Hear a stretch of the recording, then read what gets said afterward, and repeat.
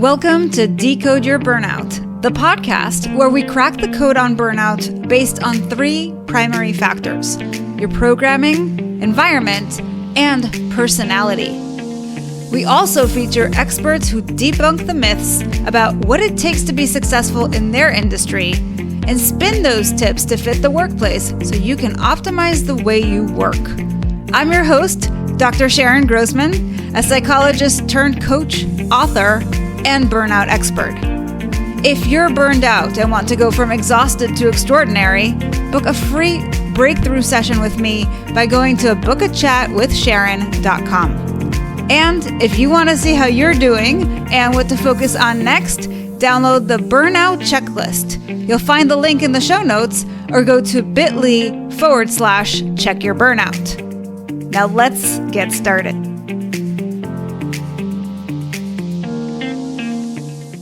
Hello, Decode Your Burnout fans, and welcome to another episode with me, Dr. Sharon Grossman. And today I am joined by a lovely duo, Rebecca and Scott, and they're going to talk to us about how not to be a doormat because they are communication experts.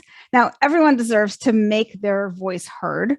Keith Scott and Rebecca Klein Scott co-founded Tall Small Productions with the mission of helping people at every career level communicate in a clear, concise, and engaging style that results in action.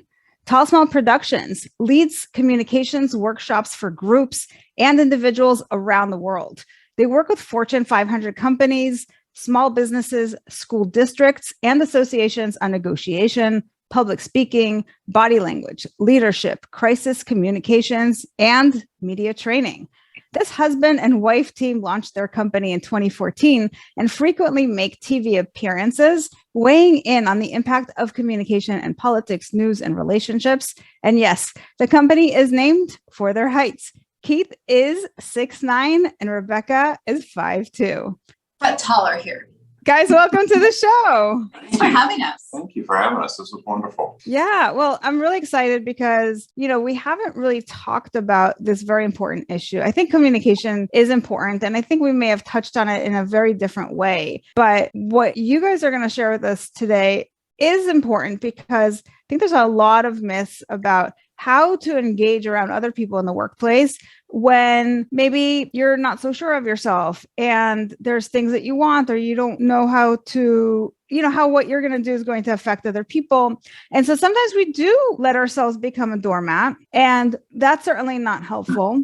So what we want to do is really dive in a little bit into what it means to be a successful communicator so that you can avoid this whole scenario. And I'd love to hear from you guys really what your take on all of this is. You clearly are experts in the field of communication. So first of all, how did you get into this topic? We noticed a lot of people out there putting themselves down, saying things like, I'm sorry, I don't know if this is the right idea. You're probably not going to like this, but, and all of those types of phrases turn us into doormats. And then we wonder why others are stepping on us. And we are on a mission to get people back off the ground and show them they don't have to be in that position. Plus, the amount of ideas that are out in the world that never come to the table because people are nervous, they're scared, they're afraid a loudmouth's going to step on them, make fun of them, say something about them. So they just keep quiet, are immense. We always think of, could there be the cure for cancer? Could there be the cure for climate change? Could there be a cure? All these problems, the answers are there many times. But if we don't have everybody in the world know how to communicate, be authentic, be their real person, and not be nervous, then this world can radically change with all those ideas. Yeah. And I think what you're bringing up is actually very pertinent to burnout specifically because one, the first thing that you mentioned is this phrase, which I really love that you had that specific example. So if you hear yourself saying something like, you're probably not going to like this, but then, basically what it says is that you have a lot of self-doubt, maybe even imposter syndrome. Yes. And all of that's going to create a lot of anxiety and you're not going to play full out. And the fact is, anxiety is built in from the beginning of time because when someone stood up and the whole tribe or the whole group was looking at them, that was nerve-wracking because that probably meant something was going down bad. And so we were programmed to be nervous and be anxious. But you can change that programming in your mind, and it takes practice, but you can change that through understanding confidence, understanding the fact that judgment does occur. A lot of people think, I don't want to be judged. But we teach a philosophy that, yes, you're being judged. When we speak to a group, 10% of them just don't like us because they don't like the way I look, or they don't like Rebecca because she's short and she can't help that. But the fact is, you got to get past that. There's always people who don't like you. And when you get past that feeling, it changes everything. We also help our clients tune in because most of them don't realize that they're using this weak language. They've said it so many times to the point that they have no idea, but they feel hurt. They feel as though they're being victimized, and they don't know that the onus is on them. And that also means they have the power to change it. So there's so many things here that are really powerful. So I really just want to highlight this idea of weak language is key. And I love that you had that specific example, and maybe you have some additional phrases that can help us. But I think identifying these things and hearing yourself say them with a little bit of self-awareness can be a clue that you need to work on your communication. So do you have any other phrases like that? Millions. If someone says, well, I actually had a good time. What does that mean? I can't believe that I really had a good time. Right? You see this happen at conferences all over the country. Oftentimes the MC, who's being paid a ton of money, will get up there and say, if you bear with me for the next hour, I'll try to get you out of here by lunch. Can you imagine going to a concert, you saved up money, you got a ticket front row to a band, and they come out and say, look, we're going to try to get you out of here in 90 minutes. All right? You just bear with us. They have to be entertaining. And this is what people don't realize. We're in groups. You hear this all the time. Someone raises their hand and says, well, I was going to say, why the heck didn't you say it? Because you thought you might be wrong. And so therefore you cover your butt by saying I was going to say. And there's tons of these phrases that make people sound so wimpy and they don't even realize it. Or there's another one. Imagine going in for brain surgery. And if the surgeon said to you, this procedure should work, you'd run the other way. But people say all of these weak words all the time, only because they're terrified that somebody might judge them. Or that they might get it wrong, so that I'm assuming like you'll be kind of off the hook if you're not promising, right? Like don't hold me to this. Right. Exactly. But most things in life aren't that critical, like brain surgery. It's not like we're running NASA or a nuclear power plant. Most of the jobs we do, if we say something wrong or if we say something, it's not really going to make a major impact. And most people aren't paying attention anyway. Yeah. So I love this idea of like being aware of your language, because when you speak using these weak phrases, it really does. I mean, you're doing it for a reason, yes, but it also paints a picture of you. And I'm sure there's like ripple effect of that in terms of how people perceive you. I mean, talk about not wanting to be judged, but it's kind of a form of self-sabotage, isn't it? It absolutely is a form of self-sabotage, because as you say these words, then everything about you shrinks. You tend to hold yourself like this, you self-soothe, and it creates the opposite perception of what you want. And what we have our clients do is, if we have them police themselves and turn inward, they're only going to get more anxious. Instead, we have them go out in the world and listen to other people. Listen to news anchors, radio reporters, everybody in their life, and listen for these words. And the more they pick them out, the less they will use them. The more you listen, observe other people. People do this all the time. You see somebody in a restaurant, somebody in an office, and you think to yourself, thank God I'm not like them. And everyone does this, but they don't want to admit it. The fact is, if you hear people using all those words, think, I don't want to sound like you. You don't have to tell them, but think about that, because behaviors change. If you get in someone's car and it's full of trash, most likely you're going to go home and vacuum your car. Right? we change behaviors by things that we see. If you go to someone's house and they're hoarding stuff, you probably will give stuff away to Goodwill when you get home. We've had that happen. So you change your behavior. So if you listen to other people and hear these words, then it's the fastest way to change behavior. Most people try all these other things, but just find out what you don't like in life and don't do it. That's really good. So I like the idea. You already have a call to action for our listeners, which is go out there and find somebody who is an eloquent speaker and pick up some of these really powerful phrases to replace the weak language that you might be currently using, which is great. And then, I want to come back to this idea of not being judged, because I think that's a huge thing. A lot of our anxiety is worrying about what other people are going to think about us. And as you said, it's really not about avoiding the judgment, but more so about accepting yourself, because we actually can't control how other people think. Right. It's about embracing the judgment. When we do sessions with our clients, we'll put ourselves out there on stage and say, judge us. We want to hear what your first impressions were of us when we walked into the room. We want the good, the bad, because the more often you're able to accept any form of judgment and get used to it, you don't get swayed by it. I love it when they go negative, the positive stuff, whatever. But if someone's like, I can't stand your shirt, or I didn't like how you said this, that's great stuff, because it shows that you're never going to be liked by everybody. And you learn from it. And then on the flip side, sometimes we'll take our clients who are feeling very low about themselves, or they'll think other people will never like my ideas. And we'll play a game with a whole group of them and have them all share their first impressions of each other. And they're always pleasantly surprised that oftentimes that first impression is the exact opposite of the assumption that they think others have about them. If people worry about judgment, and this may sound a bit of a downer, but you're born alone and you die alone. Right? Thanks. No problem. But the fact is, you have to do it yourself.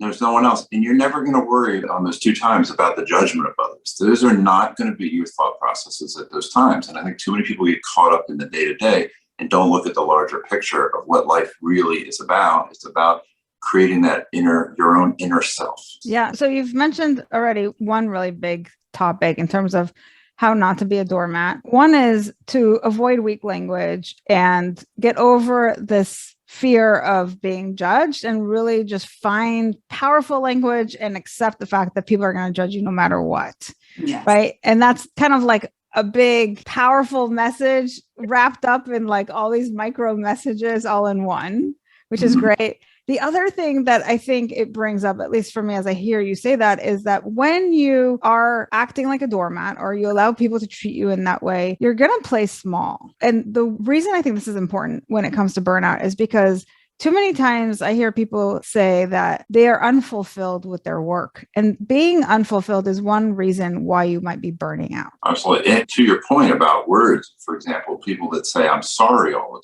time, say that nonstop. Well, it's like a mantra or a chant. If you keep saying these things, you become a sorry individual. And I'm not being rude about it, but that's really what you become, because you've internalized it. No different than if you say, like you talked about your burnout at work, I can't stand this work, it's not fulfilling. We become really a non-fulfilled person because you've repeated that same dogma in your head forever. And something else we see a lot, particularly with women, that leads to burnout is the self-talk of, I don't deserve my own time. One time we were brought in to work with a woman. She had been in sales and her numbers had slipped, and her boss wanted us to work with her on her sales. It turns out she did not need any help from us on that. We asked her, if you had a whole day to yourself, what would you do? She didn't even want a day. She said, if I had an hour to myself, I'd go out, eat a burger, have a Coke, and read a People magazine. She had 3 kids under 5, and the idea of eating without little hands on her plate was really appetizing to her. And we assigned her to do that. And not only once, but a couple of times. And her numbers came back up. Sometimes it's the self-talk where we tell ourselves we don't deserve that time that causes that level of burnout. And everything can change with a few simple actions. Yeah. And I think that's really powerful when it comes from a coach, because people don't give themselves permission often. And when you assign it to them, they feel like they have to do it because there's still like the people pleasing aspect. They have to, or they're like, I'm responsible. I'm not going to let my coach down, but really like they're learning how to give themselves permission to take the time, because they see like, hey, when I do this, I feel so much better and I perform better at work. So maybe I do need to rethink this whole model. And it's recalculating your point or your existence to get to keep it on earth. It's not just to work and do 70 hours a week and do all that. Like, what's the point? Why are you here? To enjoy, to have fun, to give back, all those things. And I think what's happened is we've made it stigmatized if you're not just doing the work, you're taking that time. But a lot of creativity happens when you do absolutely nothing. When you just sit there and look out the window. 100%. That's mind, allows, you need that rest time. And it goes back to the beginning of time. People hunted and gathered, but then they had time. They didn't just do that 40 hours a week. They took time to do other things. We've lost that in our system. Yeah, I'm glad you brought that up, because I recently heard that Albert Einstein, amongst other, real thought leaders, would take naps in the middle of the day. And that's when they would like have their biggest ideas. So when you talk about creativity, like, yeah, sometimes we just need time not to do anything. And we know we get all of our best ideas when we're in the shower and we're taking a walk, not when we're sitting at our desk and really trying to figure something out, right? Exactly. So we have to have that kind of built into our calendar. And I think there's too much guilt and there's too much overwhelm about, well, I got all this other stuff I got to do. How am I going to find time to do nothing? But you can't afford not to find that time. Exactly. You're going to burn out. And then when you do take that time, you find a lot of the other stuff, not everything, but a lot of it's just busy work and other stuff that you really don't need to do, where you can find ways to consolidate it. There's not a lot that you have to do. I often think about, what happens when there's some sort of out of the norm event, like there's a family emergency. So it's unexpected. You've got a calendar full of events, and yet you have to leave everything behind and attend to whatever is going on. Somehow you manage. Always. And everything didn't fall apart. Exactly. We don't need to get to the point where somebody is on their deathbed for us to take time for ourselves. I think it's just a mindset, really. Absolutely. I mean, that's a great example. Some of just people going away on vacation and they think, if I leave the office, it's going to blow up. Well, that's just raw ego right there. Thinking you are the linchpin for everything. And that's not true. And I think part of it is ego, but I think there's also the trying to take care of everybody else. Like if I leave, everybody else is going to have to do my work on top of their work. And there's a lot of guilt about taking that time for yourself because you don't want to be a burden on other people. And I always say that if you have that mentality, it really goes back to your beliefs about yourself. And often if you have that idea in your mind, it's because you believe that you are a burden. So you're trying so hard to make everybody else's life so much easier. But as you said, we can rewrite our whole message to ourselves. We can reprogram these beliefs and you don't have to continue living with this. We see that especially with moms who think that they have to tend to everybody else. And they don't realize that if they don't put on their own oxygen mask, they're not being the role model that they really need to be for their kids. I think that's a really, really important message that we don't hear enough because, when you're a new mom, there's this maternity instinct that kicks in where you're like, literally you have to be taking care of an infant, right? Because that's part of your biology and whatever. But I also think it goes into your psychology. And then a lot of times we don't know where to kind of create that boundary, where to cut it off and when to start kind of focusing inward. And I know like as a new mom, I was exhausted because I wasn't sleeping through the night. I'd have to wake up in the middle of the night and breastfeed. And then, you're just tired throughout the day, but your responsibilities don't go away. You still have so much you got to get done. And so I think we really need to rethink that whole paradigm. So thank you for bringing that up. Now, I know you prepared 3 myths that you want to debunk for us when it comes to communication. So share with us, what's the first one that you have? The first one is a lot of people think to motivate themselves that they need to be negative. They need to put themselves down. They think that's what will drive them.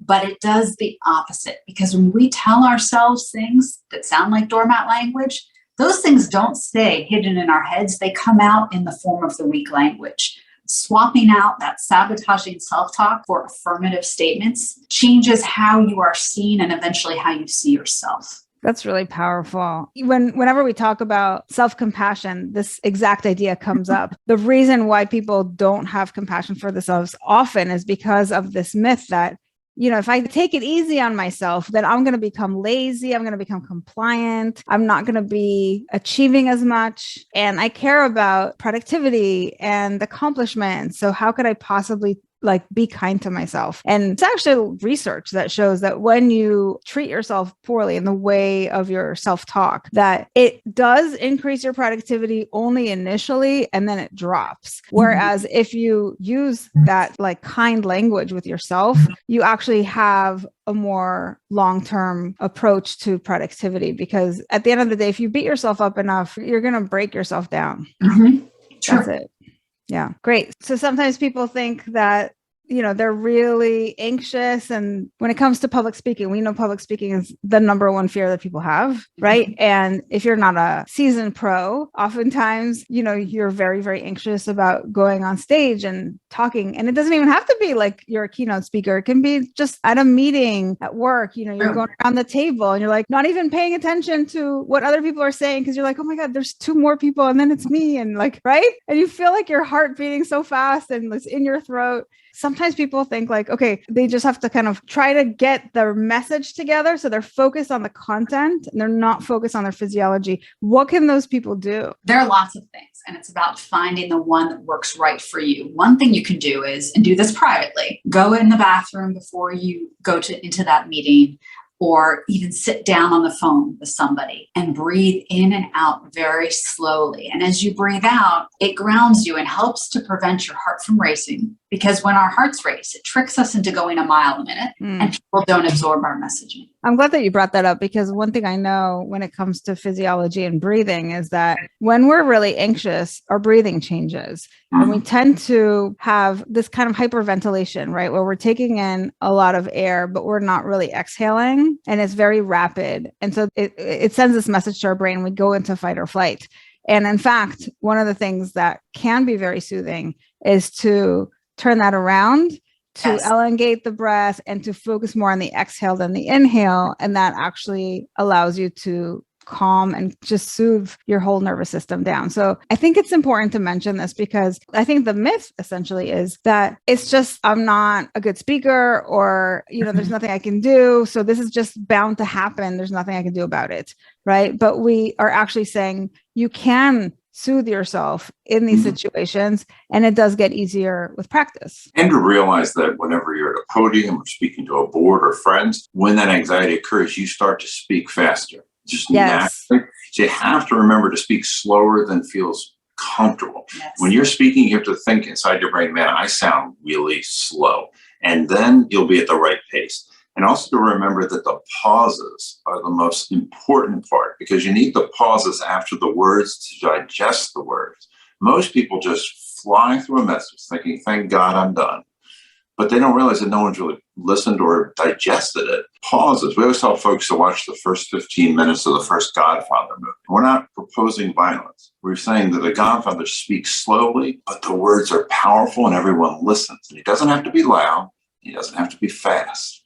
And that's the moderation of tone and speed people should choose. Something else people can do is to open and close the toes, because most of us are not staring at each other's feet. You can direct that nervous energy down to a place that people can't see.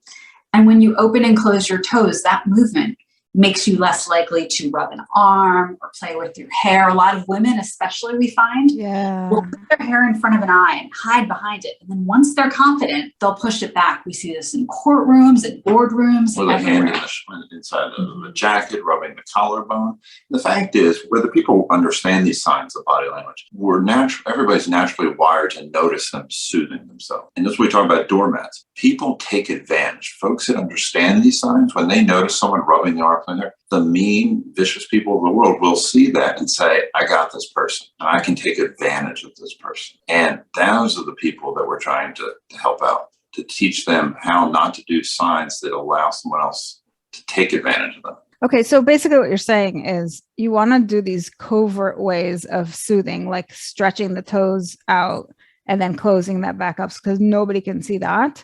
And to do something ahead of time before you have your speaking engagement, where you go and you change your physiology through breathing, so that when you show up, you're calmer and you're more grounded.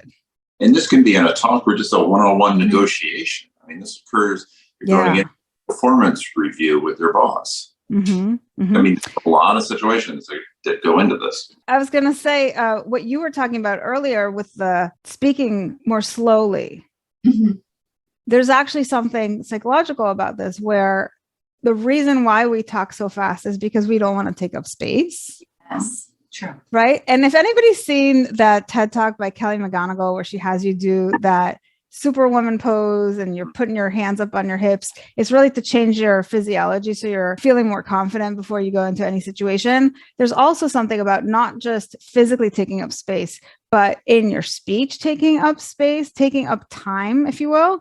And there is that fear that nobody wants to listen to me, so I have to talk really fast and get it out so that nobody cuts me off. There's that fear of I'm going to get cut off. And really, I would encourage people to kind of experiment with this and take their time the next time they're in a conversation, just to see what happens, because it is actually very powerful. And it is a way of taking back your power. I love that idea. And something you can do in a moment. Mm-hmm. when you're feeling nervous is have a glass of water with you. You see this on late night shows, early morning shows. Yep, there you go. Cheers.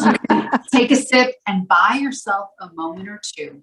And that helps you to get out of the gate smoother, because once you get out of the gate, it often gets easier from there. Amazing. All right. And do you have a final myth for us to debunk? I think one of the big myths that people find when they're doing public speaking or communicating to any group is that people are rooting against them, hoping that they will fail. And what we really find over and over again, been done in a million studies, is that people are, first of all, thinking, thank God it's not me up there. I don't want to do that. Second is, I hope they do succeed, because if you're out in the audience, you really don't want to sit through an hour of boring PowerPoint and a boring speaker. It's an hour of your life. So you're hoping that they're going to be good. So you're going to root for them.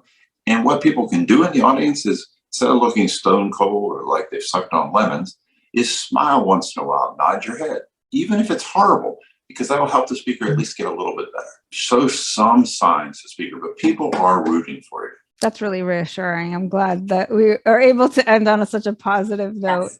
So just to recap, what you've said so far is that people have this idea that they need to be self-critical in order to get things done or to be able to sustain their productivity or whatever it is. And really, that self-talk is sabotaging them. Yes. Secondly, that there is something that you can do to really shift your physiology so that you are feeling more cool, calm, and collected when it's time for you to speak, and that people are actually rooting for us. Yes. And it kind of brings us to the beginning where we talked about this fear that we have of being judged. I think it falls into that same kind of area of being very cynical about people. And I just want to bring this back to burnout, because cynicism is actually one of the flagstone symptoms that we see. So if you find yourself being uber cynical about other people and being super worried about their judgment and thinking that they're going to try to wreck your speech or somehow, get you to fail, that's a very negative attitude, and you need to get that in check. Yes, you needed some attitude chiropractic work on that. Absolutely. Well, Rebecca and Scott, thank you so much for being on the show. I love this topic of not being a doormat and speaking confidently and having that, not just outer communication, but inner communication is super important, especially when it comes to burnout. So that's great. If people are interested perhaps in finding you online, working with you, where should they go? Head on over to tallsmallproductions.org. You can fill out a form there about any of your questions, and we always get back to everyone within 24 hours. Amazing. All right, cool. Wonderful. Thank you. Thank you. Yeah, of course. Now, for all of you thinkers out there, what did you think of the show? I thought it was fantastic. And there's so many goodies in here that I hope you kind of simmer with this for a bit. If you're a feeler, how did hearing this make you feel? And for all of you doers, what are you going to do based on what you've heard? Now, regardless of what your personality code is, my goal is to spread the word that burnout is a unique experience. And by decoding it, you can find solutions that are equally unique to you. Help me spread this message by subscribing to the show on Apple or Spotify and leaving us a review, telling us what you think, feel, or do differently because of the show. And if you're watching us on YouTube, you can also leave me a comment or questions to answer in future episodes. And please recommend the show to anyone struggling with burnout. If you're ready to take the next step with me to decode your burnout, go to decodeyourburnout.com, and I'll see you right back here next week.